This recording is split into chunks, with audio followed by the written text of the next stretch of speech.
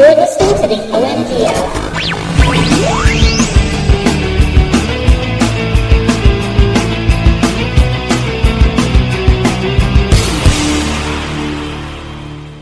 Welcome, everybody. It is the day after my birthday, and it is February 23rd, 2019. This is the OMG Hour, episode number 318. And we, of course, are your obviously massive grocers, and I am your host, Sean Evans, otherwise known as Zion Tane. And I am Tico, Mr. Second Place. You can see Sean has still not cleaned up his party decorations from... No, sorry about that. Let me get rid of that stuff for you. We don't need to see those party decorations. You got to clean up after yourselves. I understand you had a big birthday bash and everything, and you got to tidy up. I got to tidy up after the fact. You're right. I apologize. But before we talk about stuff like that, before we get into the real party, let's talk about some television. I think we've both watched some stuff. I want to start off this week with something real quick because I know you haven't watched it yet. This week's episode of The Orville was quite honestly like top quality Star Trek going on here. I honestly equate this to an episode that was as good as the season 3 finale cliffhanger of TNG when Picard became Locutus of Borg. And this was a cliffhanger as well. It's a two-parter. Yeah. It's not a season-end cliffhanger. It's just coming. It's going to be there next week. It's done as a two-parter. It's a two-parter, but this show, I mean, there was a lot of build-up to what's happening here. I love how they've laid down the groundwork with this, and I'm not going to spoil anything because I know a lot. It just aired this week, but there's been a lot of character building with this character, a lot of groundwork laid, and then almost like the rug has been pulled out from under you. And this was quality Star Trek going on here. Like, you know what I mean? Like I was literally on the edge of my seat. I was literally with my hands over my mouth by the end of the episode. All right, let's just stop the show for about 30-40 minutes. So you can go watch it, all right? So I can go watch. Yeah, I'm going to have to watch this today. I'm not even kidding. I was on edge this whole episode because it was so good. I cannot believe how much the Orville has kind of stepped into the shoes of like TNG level quality Star Trek. And it's fantastic. I am loving it. Now, I mean, I'm loving Discovery Season 2. I think they're doing a fantastic job with Star Trek finally after Season 1, kind of misstep. Yeah. But the Orville still continuously presents, classic TNG quality Star Trek type writing and visuals and music and like the whole thing, I love it. It's fantastic. Hello, JJ. Thanks for joining us this morning. He's watching us on the YouTube. Up bright and early. Up bright and well, of course he's got kids. He goes to bed early. Yeah. Yeah. He's a early to bed, maybe early to rise. I don't know. Well, he's up now. I mean, I have to assume that he's only up this early to check our show out. That's probably it's the only reason he's up. And Crucial Chase is there with us as well. We are old men talking games, yes, but right now we're talking television. You're even older, Sean. Now older. I am even older. An older man. I am older. We'll talk about that a little later. You watched The Umbrella Academy, which was just released, I guess, this week or last week on Netflix? Last week on Netflix. So I am about halfway through. Really enjoying it so far. It is a dark superhero show set on Netflix. It's set on Netflix. It's set on Netflix. It takes place on Netflix. It does. Wow, that's its own universe now. It's the NCU. Gotcha. Nice. So, it is so basically what's happened is there's a whole bunch of kids that were spontaneously born. Yeah, that's where it starts, right? Like the women start the day, and then by the end of the day, they've had children. They've had children. So basically how it works is some millionaire decides to adopt as many of these kids as he can. He goes around and basically buys these children from these women who weren't expecting to give birth or be pregnant in the first place. So he buys a bunch of children and adopts them. and he creates the Umbrella Academy, his own, and he trains them because each of these children has some sort of special powers. It looks cool, but you're enjoying it? Like, it's well written? Yeah, it's well written. It's I believe it's actually filmed in Canada as well. Cool. I know Ellen Page is in it. Yeah, Ellen Page. She's the only one I recognize. Yeah. And I'm only halfway through, so like I don't know the full thing, and I don't want to spoil anything for anybody who's watching. But basically, there's a big, it's them as adults coming back to the mansion. Basically this old guy is a grumpy, meaner version of Professor X. Right. So it's them coming back after he's been killed. Okay. And to trying to stop a big thing from happening. Big disaster. But yeah, quite entertaining. Well, it's funny because the trailers for it shows the one kid who has the ability to jump into the future. Yeah, he has time travel. He's basically a Nightcrawler with the added bonus of being able to move in time. Well, he's Hero from Heroes. Right? Yeah. And this almost looks like the exact same premise as the first season of Heroes, where Hero jumps into the future, sees Manhattan destroyed by a nuclear bomb, comes back, and now they have to try to stop it. And very similar thing looks like it happened. And I haven't seen it yet, so I'm going off by the trailers. Yeah, so it's a little bit different because he as a child does that, but instead of coming back to warn everybody, he comes back 8 days before the actual disaster, which is 25 years after he jumps. Oh, so that's why he's younger than everyone. Yeah. So I gotcha. He jumped forward, saw the disaster, and then he's jumped back 8 days before the disaster happens. So that's why did he go missing for those 20 years? Been gone. He's been missing for 25 years. Oh, that's a pretty cool twist right there. I like that. Yeah. I like that. I love time travel stuff, and I love throwing stuff in like that. That's cool. Yeah, it's so far it's quite interesting. I think there's some more time travel involved with some other people and stuff, but it's I'm enjoying it so far. Excellent. Awesome. I watched the Doom Patrol, and I'm curious how Umbrella Academy compares to Doom Patrol. Now, you talked about Doom Patrol last week. Yeah. I watched the first episode with my wife last week, and I was really, really turned off by not by the story, but I kind of like what they're doing with the show. I like the storytelling. I like how that Mr. Nobody was narrating the whole thing. That was kind of cool. Well, mostly because I really like Alan Tudyk. But I was really, really turned off with the sheer amount of language in that episode. Yeah, and I'm curious because the new episode has just aired, so I haven't caught up on that yet either, but I'm curious to see if that was something that they toned down, if that was something that they had in the pilot, that they had a tone, and they were sort of saying, given the direction, okay, this isn't necessary, maybe tone down the amount of swearing. But that's the whole point.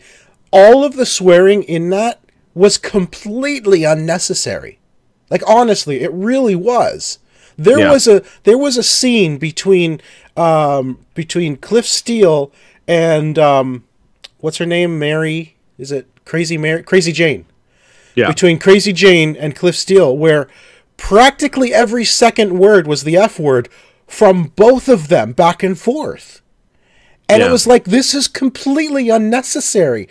And like, I don't understand why they felt like, just because it's your new DC access, channel, doesn't mean you need to make it that edgy and that, like, honestly, to me, that doesn't make it edgy. That makes it... Maybe they've used all of their swear word count and they've got it out of the way in the first episode. But I don't understand the point of it, Tico. I don't understand why they felt the need to even do that at all.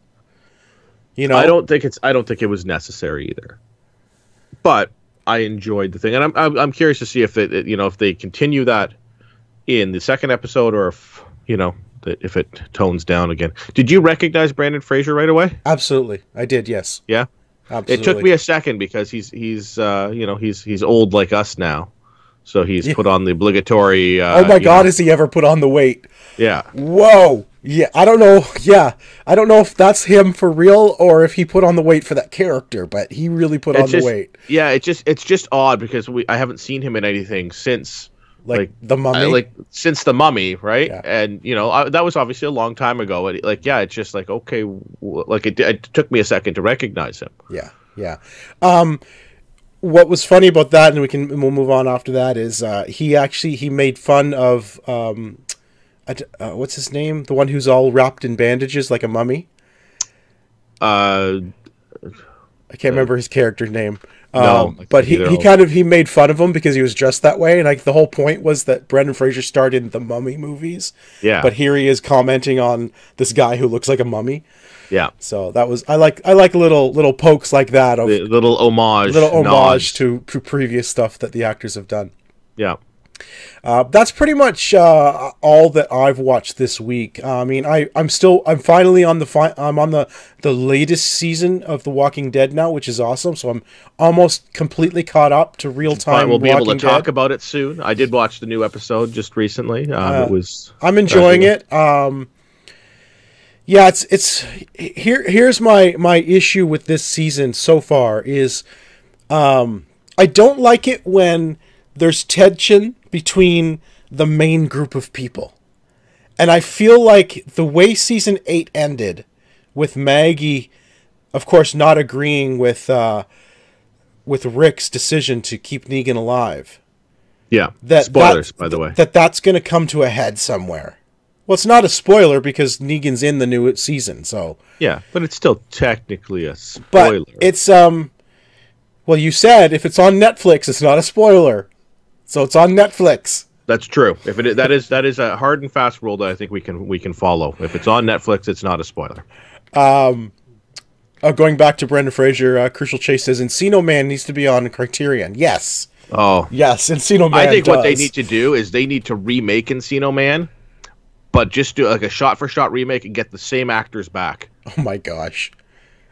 Yeah. Jeez. Is Pauly Shore even still around? Well, he's still alive. I mean, I think he's just panhandling now, so I'm sure he'd be willing to do it. But Brendan Fraser and Pauly Shore, you just have them come back and reprise their roles. Excellent. I like it. I would watch that. Yeah. So anyway, Walking Dead. I'm curious to see where the season's going because, like I said, I don't like it when the main characters have like major tension between them. It's like, oh, it feels wrong, because these are the characters you love. But then it's like your family's breaking up. It's like, no, just come back together. Come on, Daryl, Maggie. Yeah. And there's it creates an uncomfortable tension because usually when you want this tension, you want the villain. You want a villain out there. Not your heroes. And the villain you can automatically dislike when it's two of the heroes and you basically have to take sides on That's it, right? And you feel uncomfortable because, like, okay, I agree with Rick because, murder is wrong and we're trying to build an altruistic society or whatever. Yeah. So but, like, I also like Maggie, so I don't want to not agree with her. Like, but I like Maggie. I like Daryl, but it's like, Daryl, stop being such a dick, Yeah. That's his thing, though. I know, but he's just, Yeah, there's some good stuff. There's some good stuff happening and taking some of these characters in certain directions that you'll probably enjoy. Awesome. I can't wait for you to catch up so we can actually talk about current. Soon. I'm on episode 3, and I think there's like up to 11 right now, so I'm getting there. I will watch a few a week, and we'll be caught up in just a couple weeks. Just watch it today. I've got gaming going on today. I'm going to be playing Betrayal Legacy. I don't know if you know about that game or not. I'm going to be playing Betrayal Legacy as well, and I have no problem being caught up. Fair point. Fair point. All right, let's move on. We've got we don't have a 7 degrees this week because as we mentioned yesterday before today. My gosh, I cannot speak. Yesterday was my birthday. We were supposed to record last night, but Tico felt basketball was more important. It was basketball, and it was the Raptors were playing San Antonio, so it was DeMar DeRozan's return. And I know I've lost everybody who's possibly listening. Don't know what you're saying. I'm a big basketball fan. My dad actually came into town, and we actually went out to Sheila's Joe's to sit down and have a meal and watch the game together. So that was all I'm hearing is Basketball's more I spent important. time with my family. Oh, I heard that. I got that. All right. That was the important part. That's the takeaway. Fair enough. Yes. All right. So instead of 7 Degrees, we're going to play a little birthday game. It's basically called You're Invited. It's going to be similar to Secret Santa that we did back at Christmas. Yep. But let's move on to You're Invited. But first, a little segue.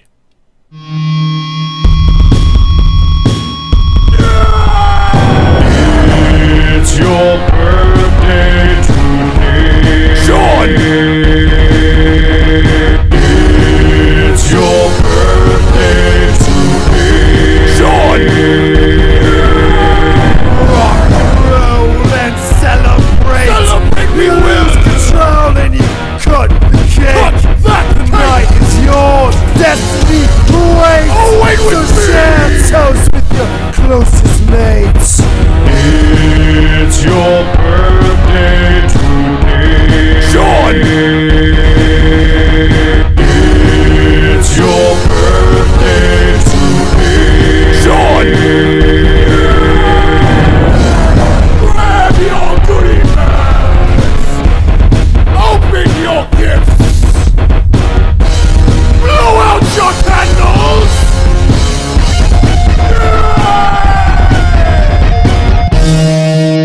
Sean!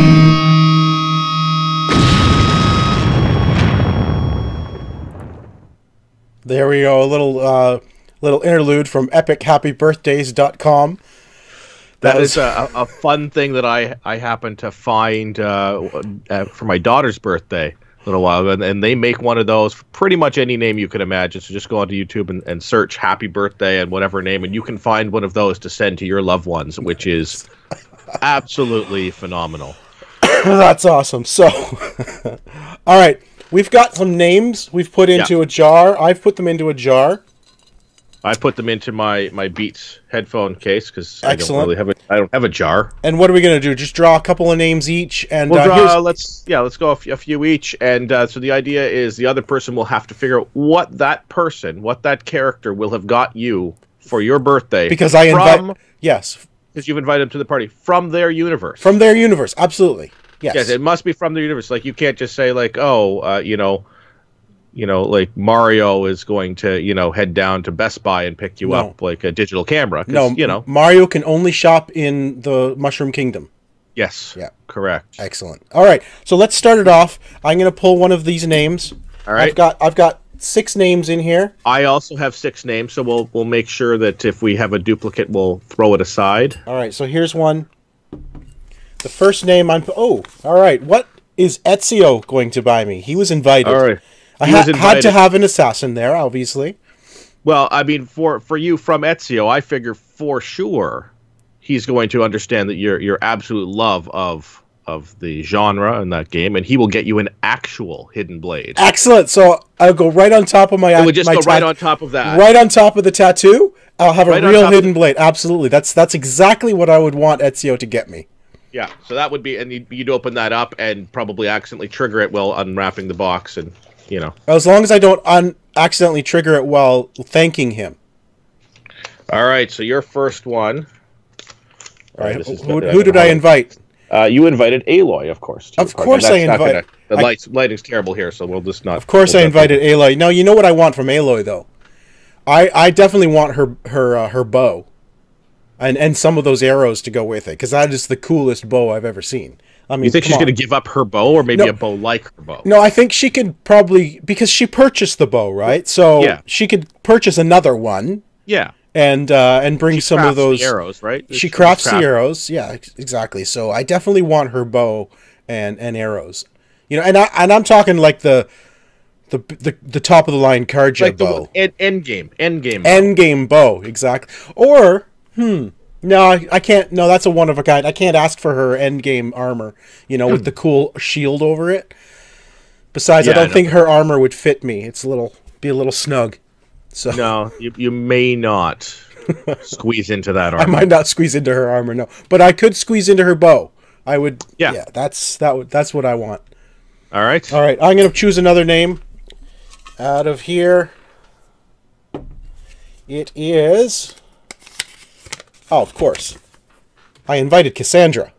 Well, of course, Well, I figure, being from Greece, she's Yes. going to bring you a actual dessert tray full of baklava, Baklava. Oh, which I know you're a fan of. wow. I am a fan of baklava. It's one of my It's a favorite true desserts. Greek baklava, That straight from goodness. ancient Greece.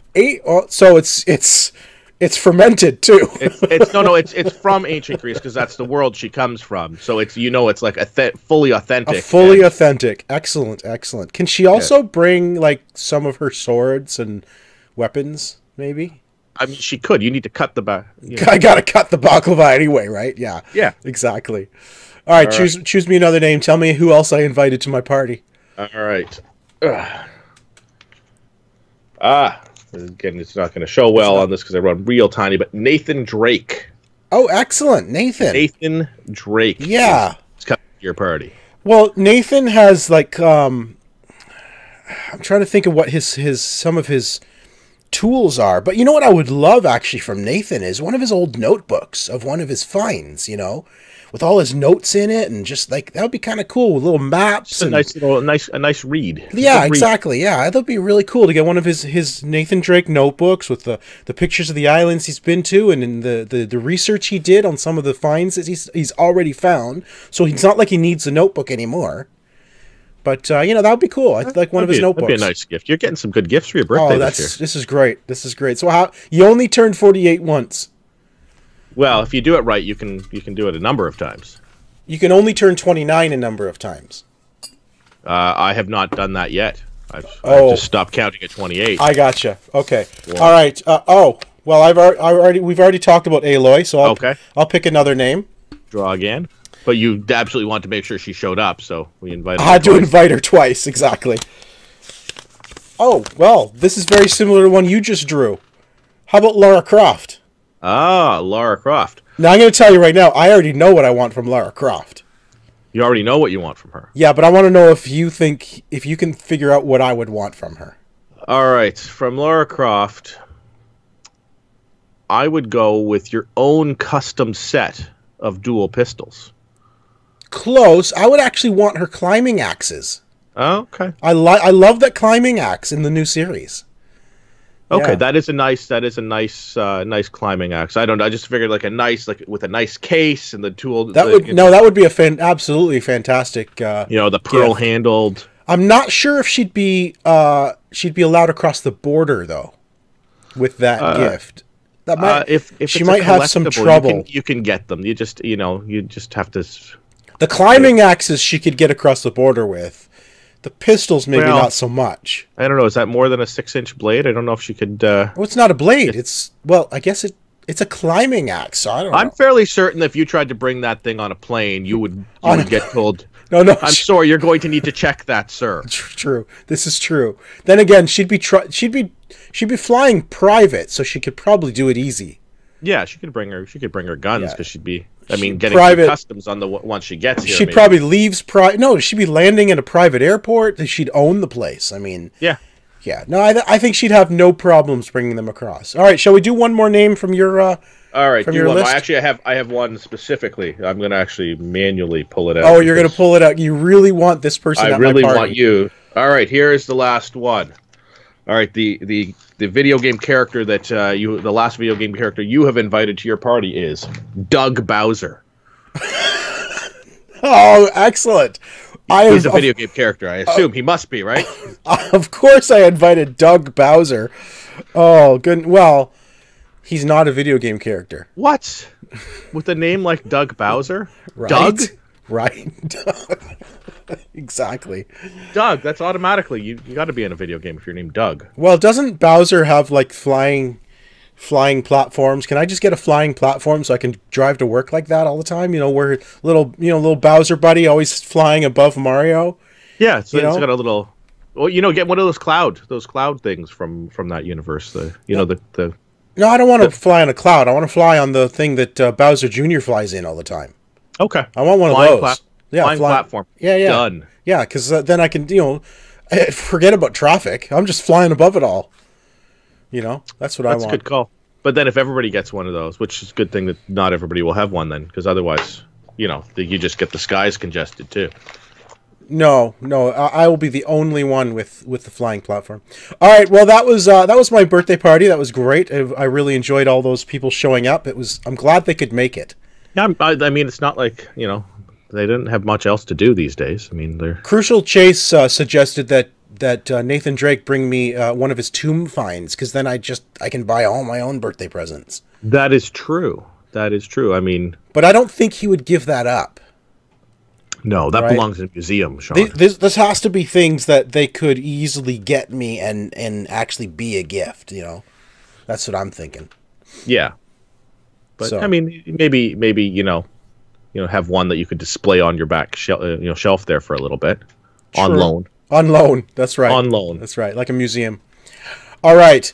I forgot to start our timer this morning, so I have no clue how long we're going. We are at exactly. No idea. I don't know o'clock. All right, let's move on to video games. All right. You brought Tuesday night. Tuesday night, of course, we played Gloomhaven for the first time. Our first Gloomhaven, which I really enjoyed Gloomhaven, to be honest with you. It was hard, though. It was not an easy thing, and I think that having an understanding, having now played for the first time, it's like, okay, we understand how to manage our hands and our cards a little bit better, and how to, like, instead of bouncing around in that first room as many turns as we did, we now have a better understanding. Well, really, so we were in our first dungeon of Gloomhaven, and we did not complete the first dungeon, so we can't move on. We have to replay the first dungeon again the next time before we can unlock the next one. And what I discovered is, as the Spellweaver, I have less cards than most people. I also have less health than most people because I'm soft and squishy. Yeah, as most spellcasters are. But I really need to figure out how to handle the cards that make you lose the cards when you've played it. So there are certain cards that as soon as you play the card, it is considered lost. So it doesn't go into your discard pile. It goes into your lost pile, which cannot be picked up again except for special cards. I have one card called the Reviving Ether that allows me to revive all lost cards. Okay? Yeah. So I really need to figure out the best way to basically only do short rests, so I'm never really out of the action. And then once I get down to, like, say, 2 cards left, you use the Reviving Ether to pull all your cards back into your hand, essentially resetting yourself to the beginning.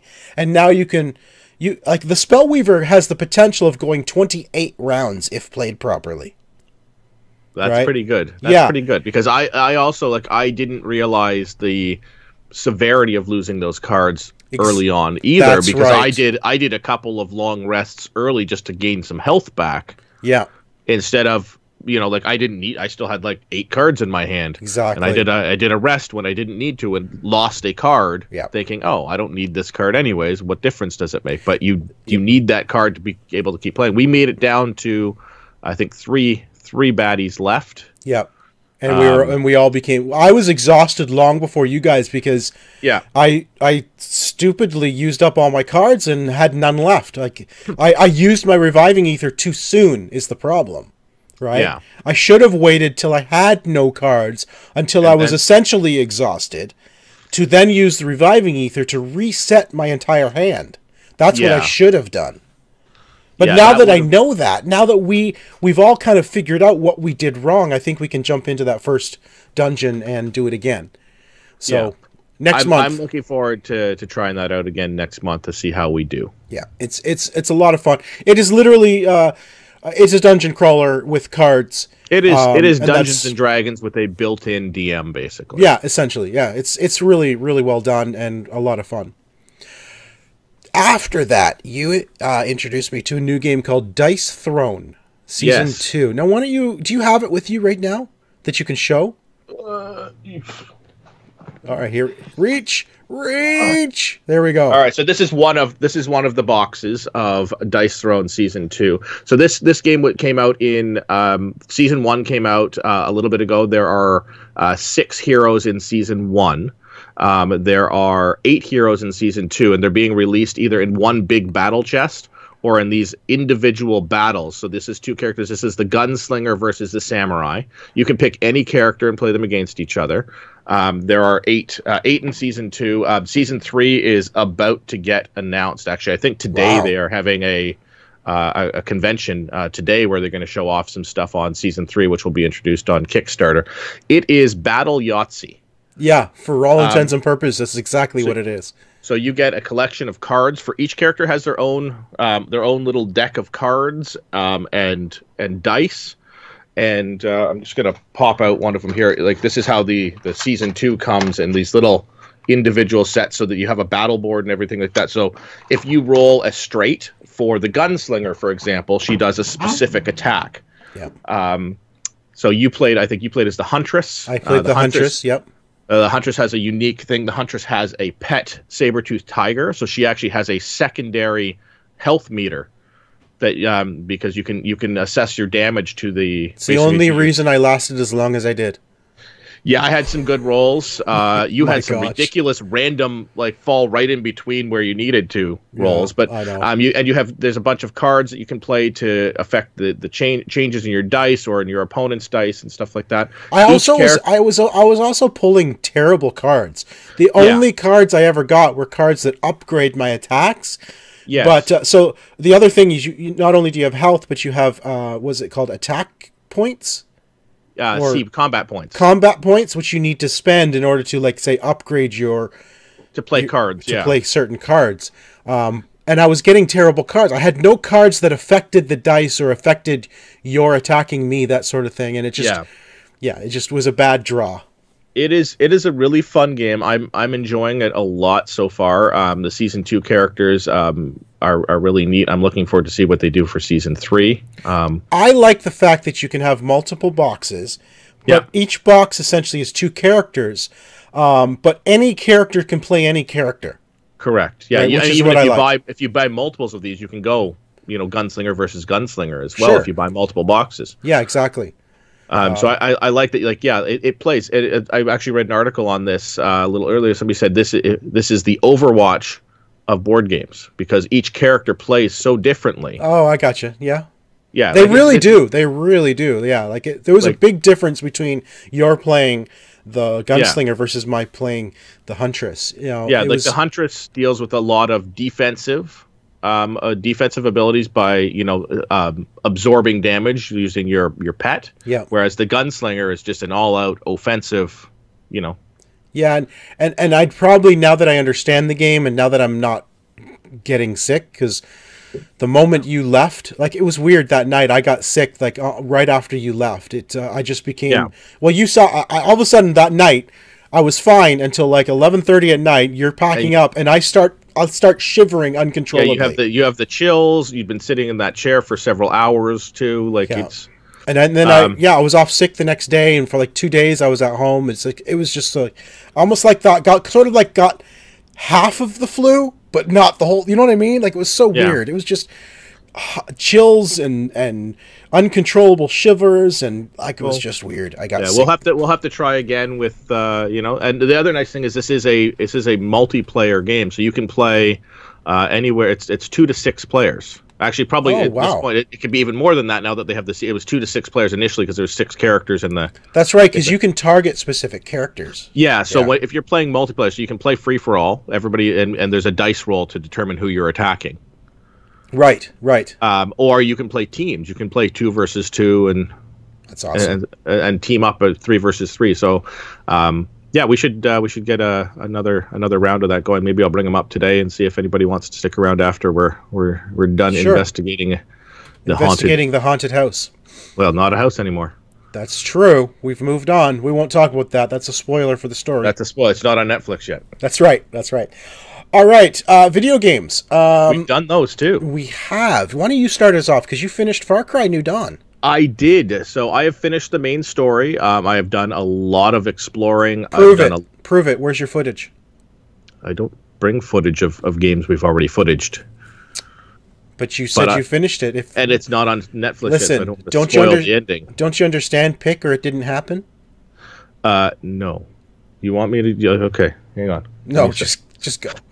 So I know I played through. I played through a lot of this game, as I usually do with the Far Cry games. It is more Far Cry. It is not. There's not a ton of new stuff in this. There are a few cool new things. The expeditions, which I really enjoy, which are single missions to go pick up extra materials and stuff like that, and then try to and get back. But they're done. There were similar things. Those were like the arcade, right? Remember those? The arcade was more of a. I don't know. The arcade stuff in the last one felt more like just kill a whole bunch of guys. Right. Is that different from what the expeditions this one here, are? like the expeditions, you basically have to get into an area, get a package, and then get out. So you can stealth the entire thing up until you get to that thing, and then you have 30 seconds before a GPS tracker, pops up, and so you can try to stealth the entire thing and get away without. Neat. You're probably, when the GPS goes off, you'll probably end up with like a couple of minutes because then you have to wait for the helicopter to come.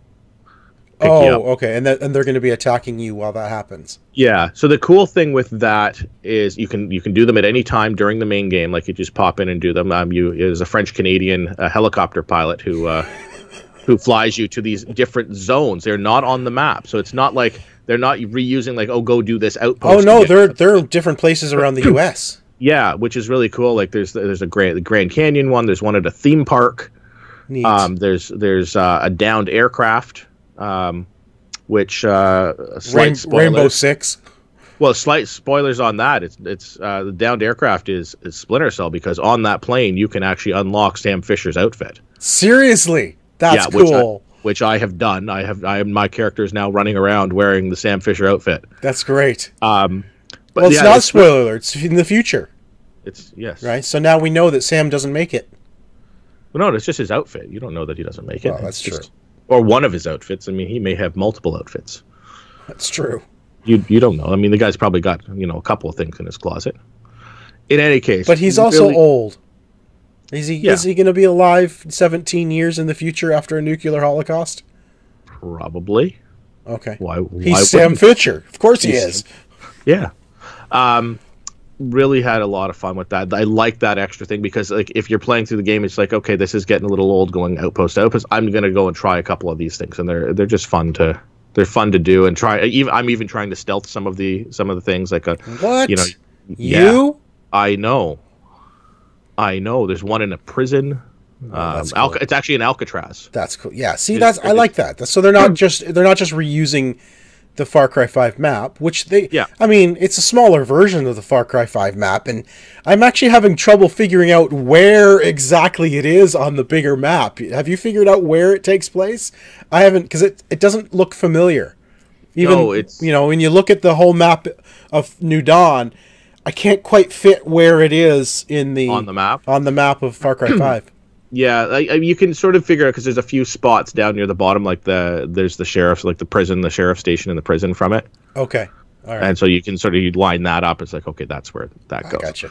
I was looking for Joseph's Island, but I don't. Maybe that's not on the New Dawn map then. Yeah, because it is. Joseph's Island was like sort of in the middle of this 4-quadrant area, Yeah. So I was trying to use that as a reference point. Yeah, it's a lot of fun. I'm enjoying it. I enjoyed it. I'm going to probably pop back in because I still have a few achievements left to get in it. But I've done a lot. The only downside I have is you upgrade your weapons and stuff like that, and the enemies that you're fighting are upgraded as you progress in the story. But there's some challenges for killing guys with certain weapons. Okay. And if you don't do I will say this: if you don't do those challenges early, it will be very difficult to use the level 1 handgun on a level 3 bad guy. You think? Because it does not do the damage that you would hope that it would do.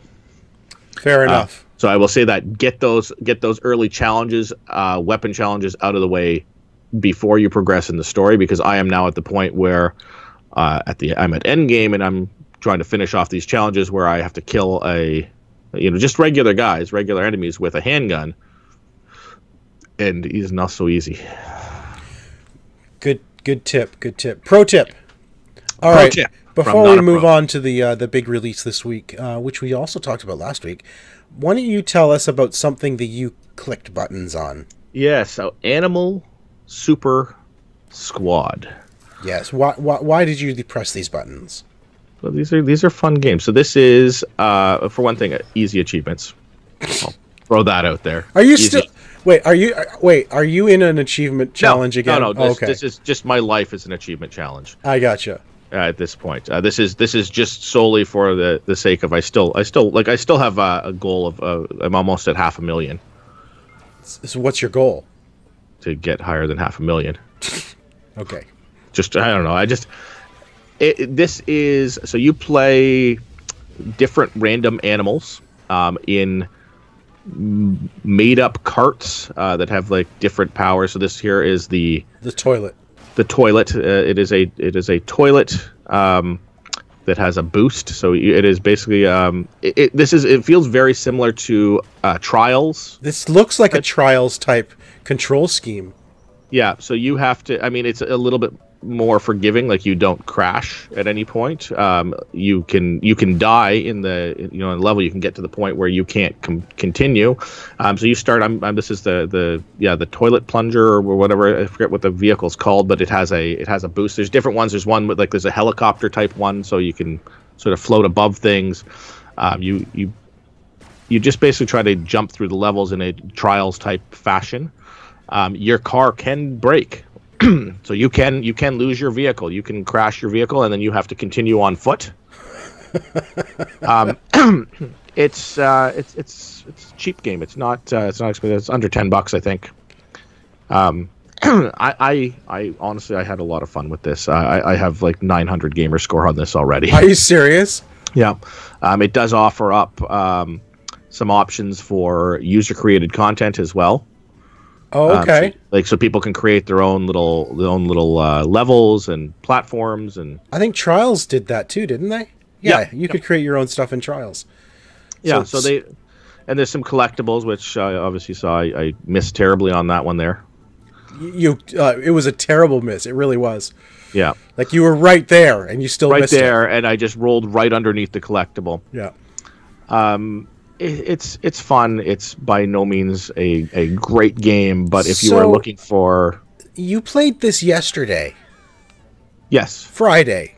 So I've actually played this before. I played this when it came out, and I realized I couldn't find my footage to send you. So I played this again yesterday in order to make sure that I had some footage for the show. But I played this a few weeks ago when it first came out. I was just saying, you played this yesterday instead of playing... I did play Anthem. I did play some Anthem as well. I did play some Anthem, which dropped. As this is what EA got you for your birthday. EA was invited. That's right. EA was invited, so they released. They actually didn't get it for my birthday. I actually bought this myself. Well, they released it on your birthday. They did release it on my birthday. Listen, that's the best you're gonna get from EA. I know. Listen, EA. You stop saying EA. Anthem. EA? Yes. Anthem has been getting pretty scathing reviews almost across the board. It's getting like a 60% or 6 out of 10 review. Yep. And I think it's 62 on Metacritic right now. Yeah, I don't get that personally. I think this game is in a far better place now than Destiny was when it launched. Yeah. The sheer amount of things going on in this game, the elemental attacks and nothing ever slows down. I don't this is stuff that I've read a few reviews, and none of them have ever really talked about just one, how absolutely gorgeous this game is. Two, how well it actually plays. Like, it plays really well, really smooth. The sheer number of animations and elemental attacks and just like the particle effects and all these things that are going on at any one time is absolutely incredible. Even flying around this world like Iron Man and just seeing like the sun rays and the sun sunspots and stuff against your visor, like I can't. Why is nobody talking about how wonderfully, like how beautiful this game is? a lot of the reviews I've found are complaining about things that are easily fixed as the game matures. Yeah, and then that's it. And there was a 4 gig patch. I went to start this a little earlier today, and 4 gig patch. So it's going to address a few of those things. Obviously, not all of them. Right. This is what you get from an online game. You get the need to address things, to balance things. So they're obviously going to look at what's the most important thing to take care of. They're going to fix it. They're going to support this game moving forward. They're going to listen to users, players' ideas and complaints. Yeah. Because listen, I'm not saying the game's perfect, because there's definitely things in it that can improve. Having to go to the forge to equip a new weapon, having to basically load a whole nother area just to see your loot and load new armor and new weapons. It is it's a waste of time. Don't waste my time doing that, because if I'm in a game, last night JJ Mahoney and I were playing, and it did kind of answer my question, is what happens in between missions. Well, in between missions, you go off and you do your own thing. Right, and then you're like, and then one of them goes and initiates an encounter or mission. It has to wait for the rest of the crew to come along before you can even start it. They all have to also launch it and say they're ready. So that, I don't know, that's not all that great. But the gameplay itself is exhilarating. I feel super powerful playing this game. The weapons and the abilities it gives you as you're flying, even through free play.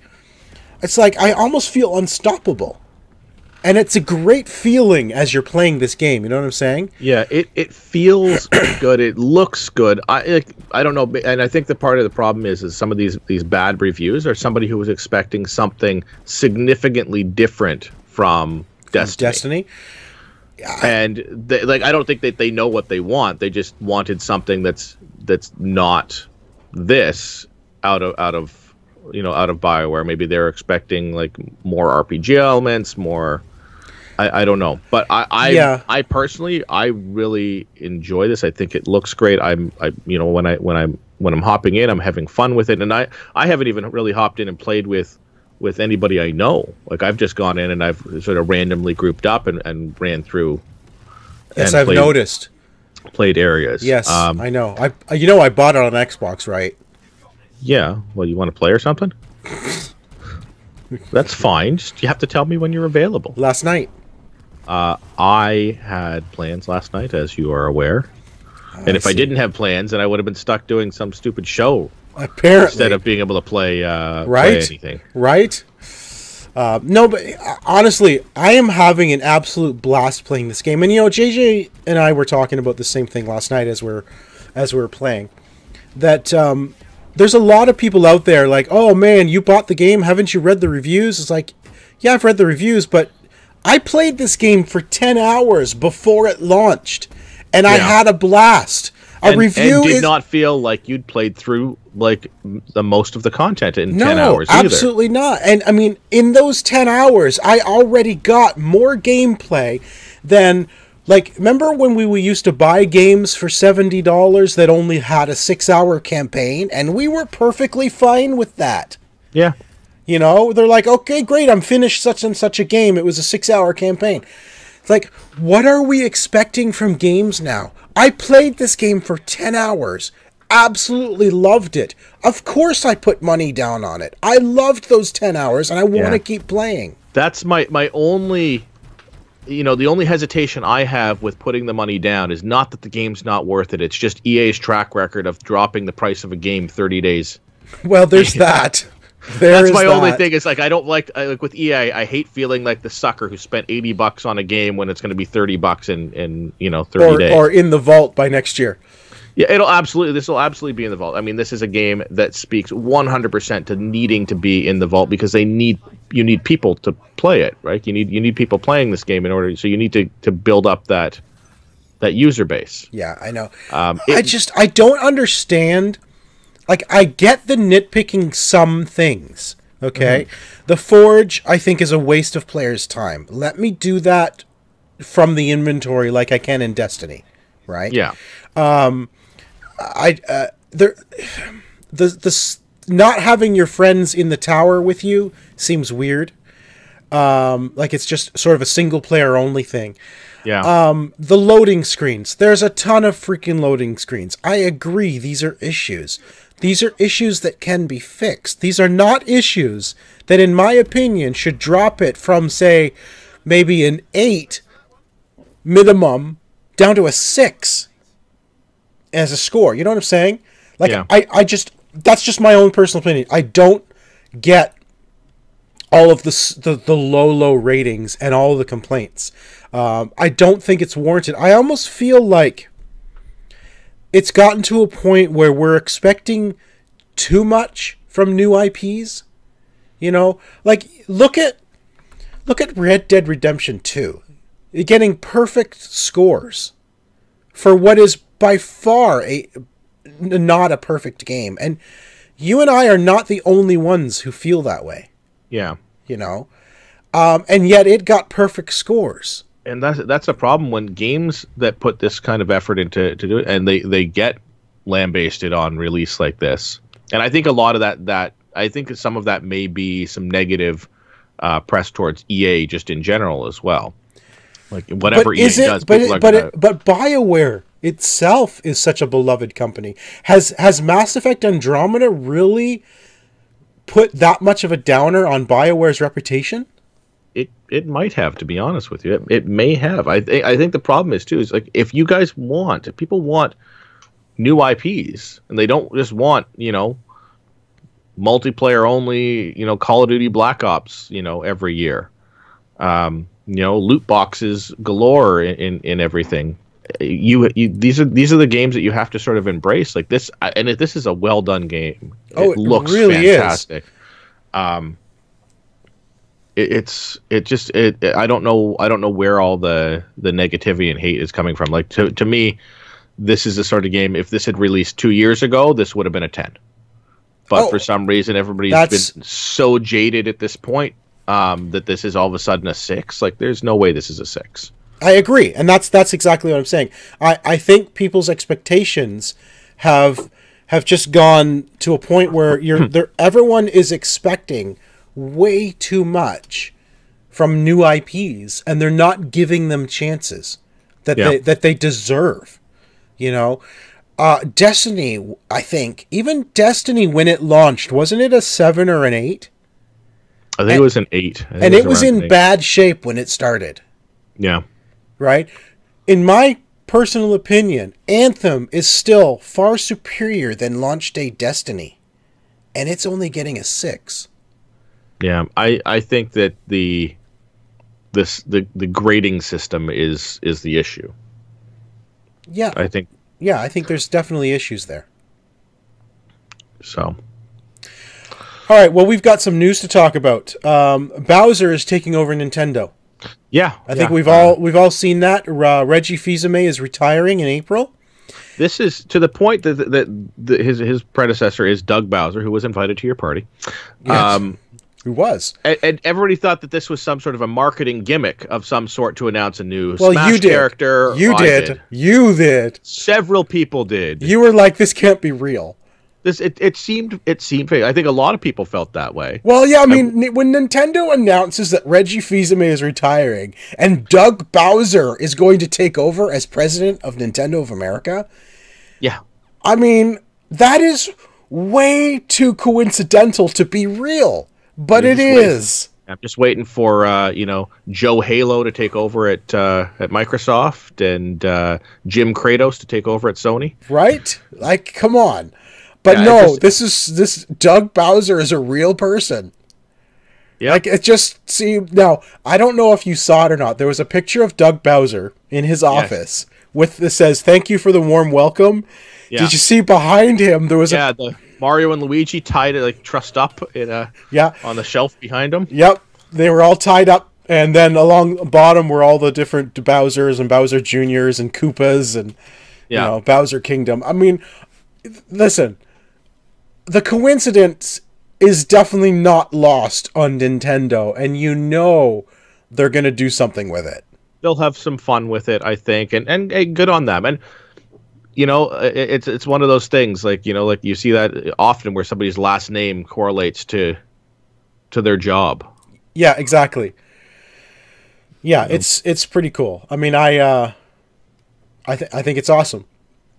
Yeah, and we'll see what this. I mean, I think at this point nobody's really thought of anything about this guy other than his name. So we'll see what kind of a pedigree he brings. And well, he's been mentored by Reggie for the last 4 years, so he's got to know what he's doing, at least by now. Yeah. Yeah. So it looks like we've lost our chat in the show itself for some reason. That YouTube widget just does not work. Give me a second as I try to bring it up online. Try to re-widget. Yeah, we might get some feedback here for a second, so I apologize if we do. Oh, there we go. Okay. All right. Miranda is watching us. Hey, Miranda. Hello, Miranda. Miranda also thinks it looks great. She's not super interested in the game itself. Well, she's not a Destiny player, and I get that. But yeah, it does look. It looks fantastic.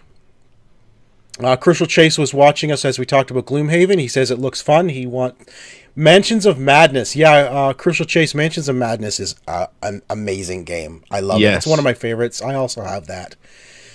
So, all right, let's move on to some news. We just talked about Bowser taking over Nintendo. Ubisoft, of course, Skull and Bones is one of my biggest anticipated titles of the year.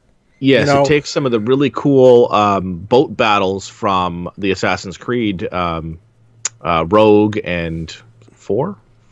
Black Sails. Black Flag? Black Flag. I don't know. Black Sails is a TV show. That's where I'm getting confused.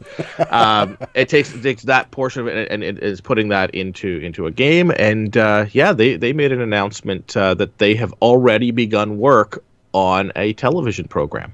Yes. A television program based on Skull and Bones, an unreleased title so far. It's supposed to be out this year. I just don't know when. Yeah. I've signed up for the beta, so hopefully I can get in. Yes. Now, here's the thing. Now, I don't want to sound like I'm getting political because I'm not. This is not my point. People know me. I hope you know me by now. I find it weird that they're calling it a female-led pirate show set in the 1700s. Were female pirates that prevalent back then? Does that seem like an odd choice? Or is this sort of a reaction to Hollywood? I think that it's a combination of I think it may be a combination of both. The show Black Sails focuses around Blackbeard and Yellowbeard and Redbeard. I know there's a bunch of different beard guys. Brownbeard and Whitebeard. Yeah. So it focuses around that, but there were a lot of female pirates set up in that show even as well. I don't know, like it says female-driven drama, so I don't know if it's the female pirates, or like, we don't know if it's, I guess maybe we don't know if they're the female pirates and they're dealing with regular pirates or whatever, or if they're part of the... And I don't know if this is a reaction to Hollywood, because I've noticed that in the last couple of years, the drive for equality in filming, and which I completely agree with, get the right cast, the right person for the role, and also give women more roles of authority in movies, and which, anyone who's grown up watching Joss Whedon shows knows that he was always big for that as well. His main characters were always women, powerful women. Which was awesome. Some of my favorite characters, Sydney Bristow from Alias, Buffy. And, look at my favorite characters in video games right now. Aloy, Diva from Overwatch. A lot of my favorite characters are female. But I've also noticed that in trying to correct the boat, they've completely flipped the other side of things. I think it does sometimes, the most recently the new Ghostbusters, when they decided to do a full female cast for Ghostbusters. I don't have an issue with that or anything like that, but it seemed to be that was the talking point about the movie, not, hey, it's a new Ghostbusters movie. Right. It was more important that they got out that it was a full female cast for the new Ghostbusters movie. And I've noticed that while it's great, there's more females. Like if you look at Star Trek Enterprise, have you noticed that on the bridge of the Enterprise, there's like 3 men, and the rest of like the 10 people there are all female now. Like they've completely flipped the switch. Like, Yeah. I get adding more females in. That's great because we've grown up in this male-dominated world where everybody's male except that one female character on the bridge, which is Uhura, for example, right? Yeah.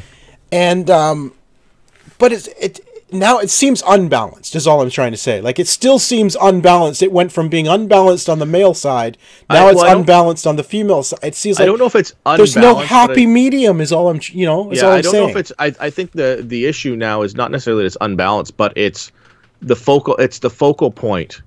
It's the focal point now to make sure like they're saying, "Hey, look at us. We're doing this. We're doing female empowerment," which. I think that I think we need to get to a point where it's just we can just have our shows and whatever's the best fit for the role is the best fit for the role. Exactly. Like and we're not there yet. We're not there. We're in that middle phase where it's like, let's just let's get more women in. Great, but now you're like, does that make sense that everyone's a woman? Like, let's use common sense here, people.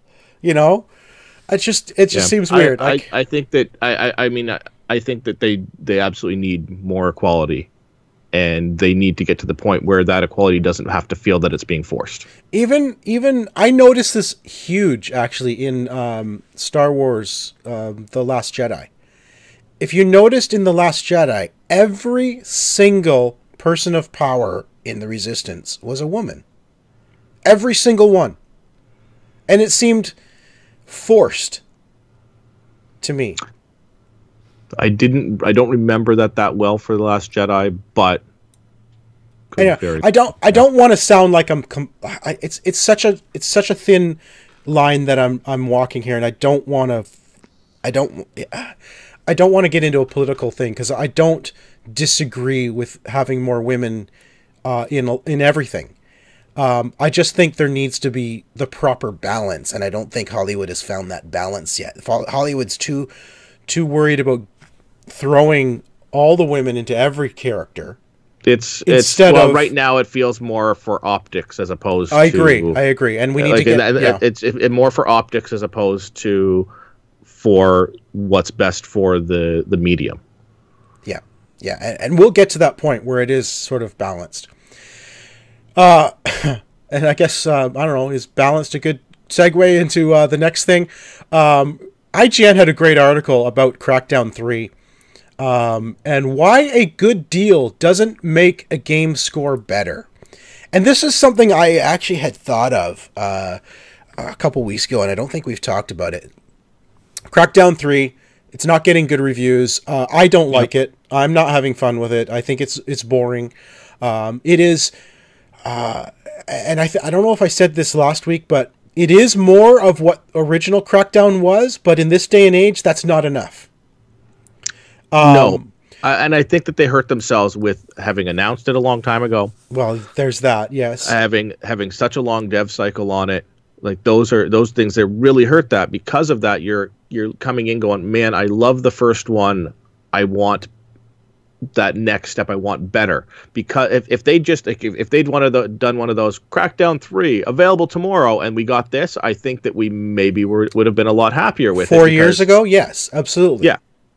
The delays, the Xbox One X launch title promise, and then the delay from that, and the big, we're going to use the Azure cloud for this. It's going to be the most amazing thing you ever saw. And then we get this, which doesn't even look like a next-gen game. Like, seriously, look at Crackdown 3, look at Anthem. It's like night and day graphically, Yeah. But here's the thing. It's also part of Xbox Game Pass, right? So if you're paying the $12 a month... Well, I mean, if you are... Actually, they have so many deals right now.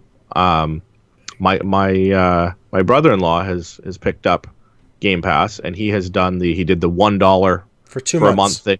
$1 for a month, and then that expired, and he managed to tie it into that. When that expired, there was another one of those deals. So he did this, and they don't stop you from using multiples of these deals. So he has had 4 months of Game Pass and paid $4. Right.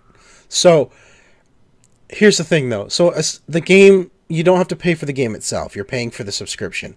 Correct. With that subscription, you get Crackdown 3. Does that mean the game should get a better score? No, I don't think so, because here's why. I don't want to see games get a better score just because it's part of a package. Because if that's the case, then the quality of games will go downhill just because it's part of Game Pass. Well, what it is Crackdown doesn't get. I don't think Crackdown should get a better score because of that. The value of Game Pass improves when you start putting more of these new IPs and new games in there. Good games. Well, I mean, even like the value of Game Pass, so you get a chance to play something like Crackdown without having to dish out $70. Well, yes, but if you jump into something like Crackdown 3, you play it for an hour and realize that this is hot garbage. Not necessarily hot garbage. You know what I'm saying, though? Yeah. Is that really worth your $12 a month? No. It's like, okay, great, I got to play it and realize it's garbage. Doesn't make the value better, even for Game Pass. Well, it improves the value because it gives you the opportunity. Like you're getting your value out of everything else you get out of Game Pass, and I think that's how you have to look at it. If you enjoy everything else you get out of Game Pass, and plus you get Crackdown, then great. But that doesn't make Crackdown a better game. No, is what I'm saying. No, okay. It does okay, not. So I will agree with you that it makes Game Pass a better, a better thing to subscribe to. Maybe a better value to subscribe. But if Microsoft starts not caring about quality just because it's part of Game Pass, then all their games are going to suffer. You still have to care about quality. You still have to get, like high quality games as part of Game Pass. If you're going to say that all first party games are on Game Pass day and date, then your first party games still need to be high quality. You still need to put the effort into them.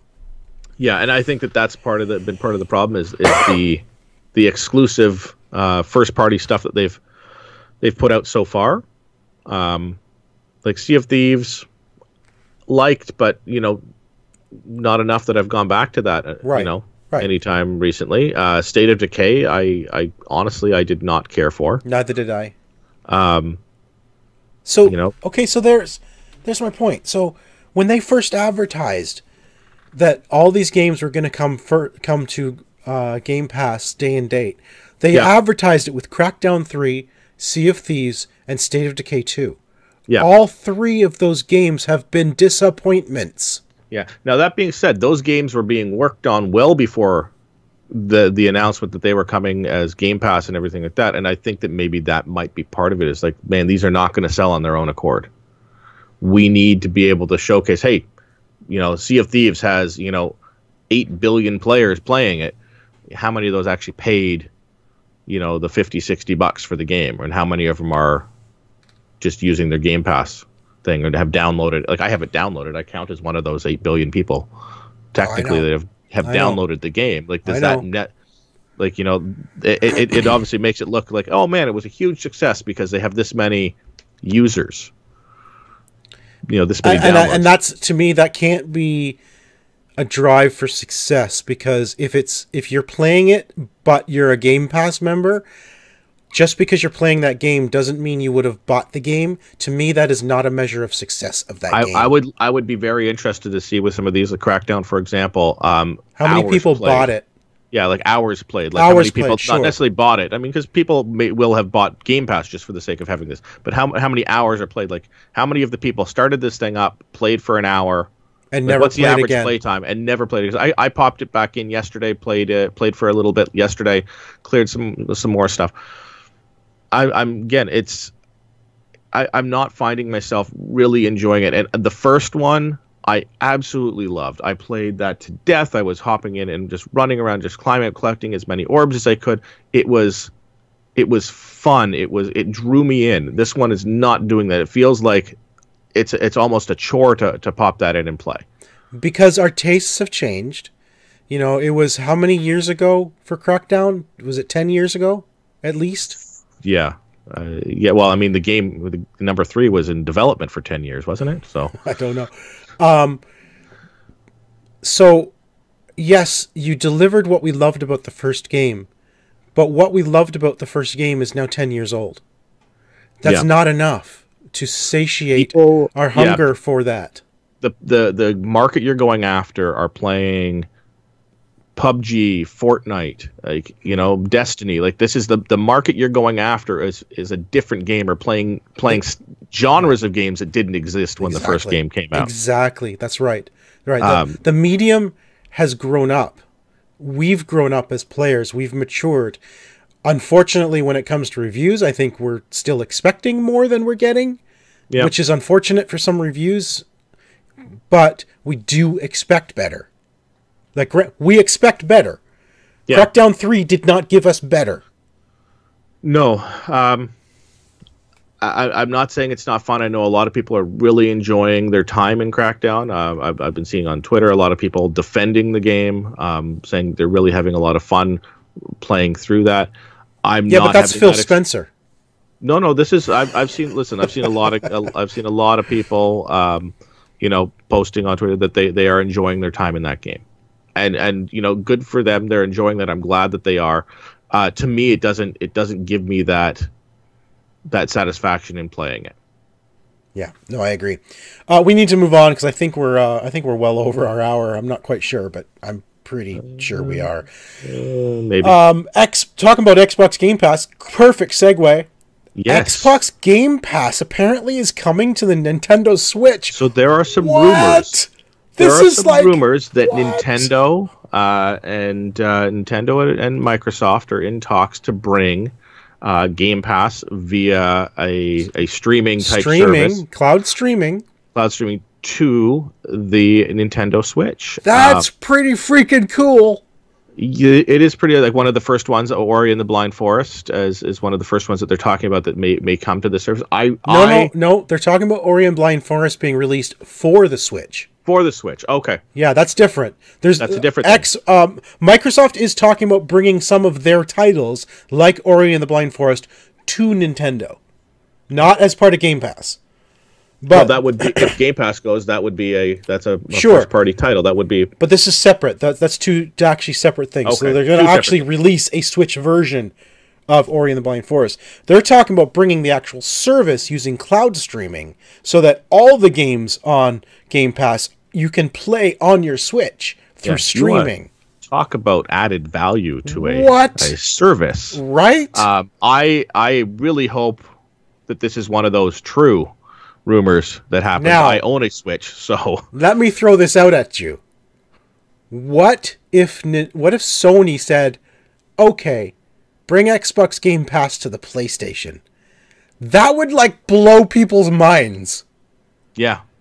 If what? Everybody starts actually getting along. Right? I mean, maybe that's what them showing up on stage, had something to do with all the three heads showing up on stage. Maybe that's what that had to do with. Maybe they are talking about that. I own a Switch. So do I. Being able to play my Xbox stuff on the Switch would be absolutely phenomenal. In the back of my head, I'm sitting there hoping they also are going to be like, well, let's just add achievements to Nintendo games too. And so then I have a whole nother, I know that's me, but that's just you. That's just me. Or even to be able to hey, listen, I have my Switch, but hey, if I want to play Zelda, the new Zelda they just announced on my Xbox, I can access my Switch if my accounts or things, and I can play that on my TV as well. I'm just thinking that would be fun. I'm glad to see everybody getting along. Well, most people getting along. Most people, yeah. Sony's still saying, leave us alone.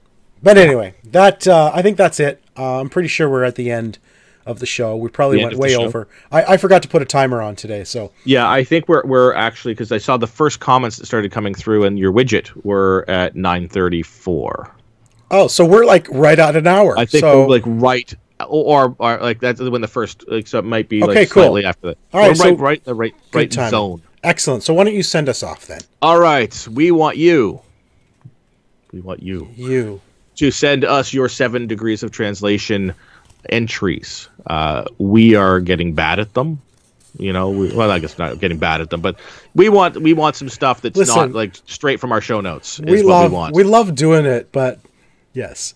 Yeah, like we're getting to the point where we keep forgetting until like an hour before the show, and then we're like, and then we're just looking at the. I'm looking at the show every day. I don't know what you're doing. Yeah, I'm waiting till an hour before. Yeah, exactly. Yeah. So we want you to send us your entries. Please send some through. You can follow the show on Twitter at the OMG Hour. Like, subscribe, comment.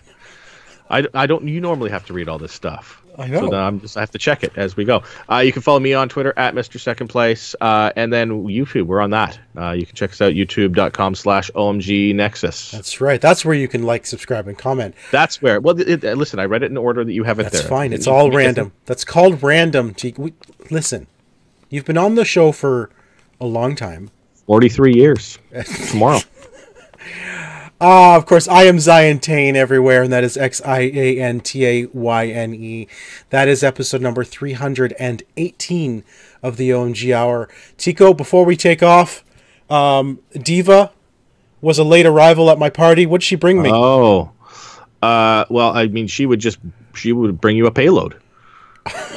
Excellent. Just push a payload right into your garage. Whatever that payload is, I've got it now. Yep, it's been like that's why she was late, is because she had to fight off the other team. Yeah, and get that payload all the way to your driveway. Excellent. And your garage. So all right. You've got a payload sitting there waiting for you to open. Great. Thank you, Diva. I appreciate it. Thanks to everyone else who came to my party. Thanks for joined us today watching us, and thanks for listening.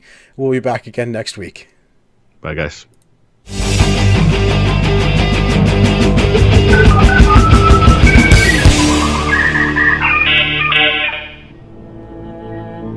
This has been an OMGNexus.com production.